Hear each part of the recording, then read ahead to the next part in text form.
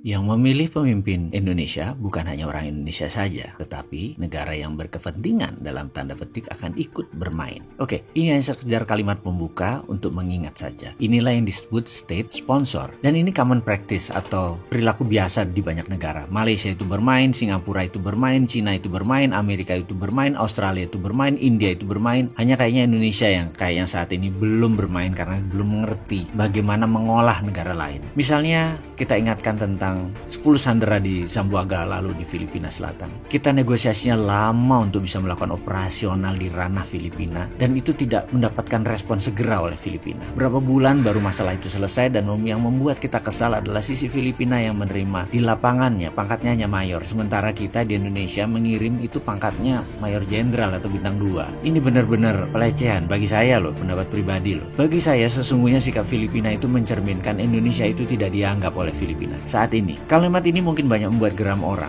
Kok bisa Indonesia tidak dianggap oleh Filipina? Tetapi banyak sih yang pejabat mungkin karena tidak mengerti, jadi menganggap biasa-biasa aja hubungan dengan Filipina. Tapi tidak bagi orang memahami bagaimana tata negara yang benar. Jadi saya berani mengatakan bahwa Indonesia itu tidak dianggap oleh Filipina. Kita mundur sebentar ke zaman Pak Harto waktu berkuasa dulu. Bandingkan dengan peristiwa pembajakan Woyla yang mendarat di Don Muang, Thailand. Indonesia diperlakukan beda oleh Thailand waktu itu dibandingkan dengan Filipina sekarang. Dengan reaksi cepat Pak Yoga, Pak Beni, dan Pak Harto dalam waktu 2 jam sudah mendapat clearance izin dari Menteri Pertahanan Thailand dan Indonesia bisa mendaratkan pasukan di sana dengan full battle suit dengan menggunakan baju dan perlengkapan perang yang lengkap. Pronto, segera. Sebentar, sebut intermezzo ya. Saya mau memberikan pelajaran pengingat bahwa ada istilah militer kalau berkenan ya. Begini, sebuah negara tidak akan mengizinkan tentara negara lain masuk ke wilayah negaranya dengan full battle suit. Tidak boleh masuk sebuah negara dengan menggunakan baju perang karena itu bisa diartikan adalah okupansi atau penaklukan. Jadi, kalau masuk tidak boleh pakai baju perang atau bawa peralatan perang, harus pakai baju harian biasa atau sipil. Dalam kasus tentara Indonesia di Filipina, kita itu harus copot ornamen perang kita dan kita jadi swasta di sana.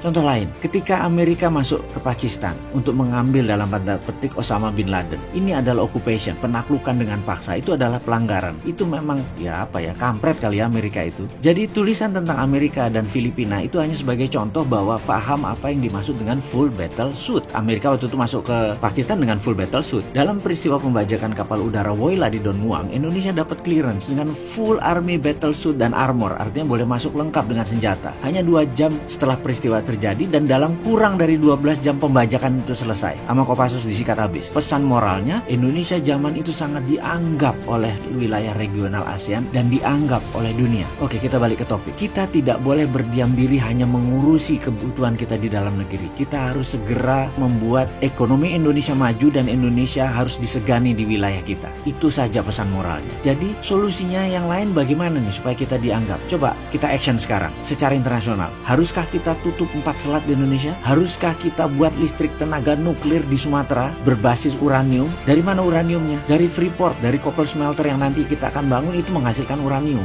Itu bisa menjadi bahan baku untuk proyek listrik tenaga nuklir di Sumatera. Bahkan belikan listriknya itu ke Singapura atau ke Malaysia. Mereka butuh listrik. Atau ada cara lain yang lebih positif seperti Gajah Mada waktu menaklukkan Nusantara dulu. Pertanyaannya sekarang, ada nggak sih yang berpikir tentang bagaimana supaya membuat Indonesia dianggap oleh dunia?